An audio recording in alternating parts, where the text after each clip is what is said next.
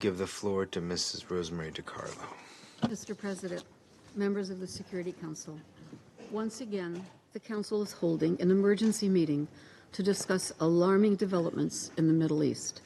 This is just a little over a week after I briefed on the Houthi attack on Tel Aviv and Israel's strike in response that targeted Hodeidah.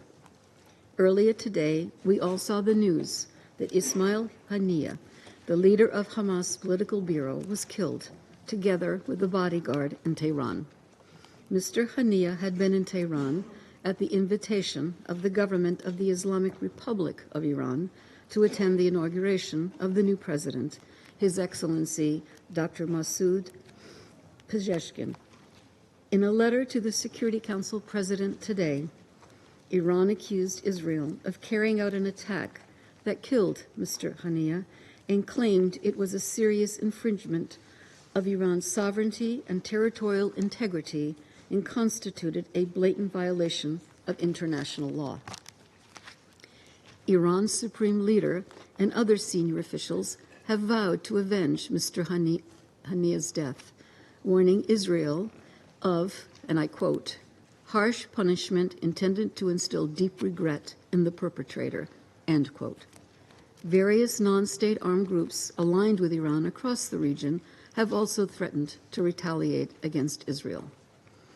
In a live broadcast a few hours ago, Israeli Prime Minister Benjamin Netanyahu said Israel had launched strikes against 3 fronts, including against Hamas, Hezbollah, and the Houthis in recent days. He emphasized that Israel was fighting an existential war with Iran. Mr. President, today's strike in Tehran follows in the wake of several recent escalatory events in the region. While violence continues unabated in Gaza after months of relentless diplomatic efforts, the situation across the Blue Line and inside Lebanon is on an increasingly worrying path. Since I last briefed you on 22 July, the negative trajectory has continued. In a tragic incident on 27 July, 12 children were killed and dozens injured in an apparent strike on a soccer field in the Druze village of Majd al-Shams in the Israeli-occupied Golan. According to Israel Defense Forces, an Iranian-made Falak-1 rocket was fired by Hezbollah from north of Sheba village in southern Lebanon. Hezbollah denied responsibility for the strike. The strike followed months of increasingly intense exchanges across the Blue Line with Lebanon and hundreds of aerial attacks toward Israel from various locations across the region that Israel has attributed to Iran-backed forces. On 30 July, the Israel Defense Forces issued a statement claiming a targeted strike in Beirut on a Hezbollah commander allegedly responsible for the deaths in Majd al-Shams. Hezbollah confirmed that a senior commander, Fuad Shukr, also known as Haj Mohsen, was killed. According to Lebanon's Ministry of Health, at least 5 people were killed, including 2 children, and many more injured. Mr. President, the various attacks over the past few days represent a serious and dangerous escalation.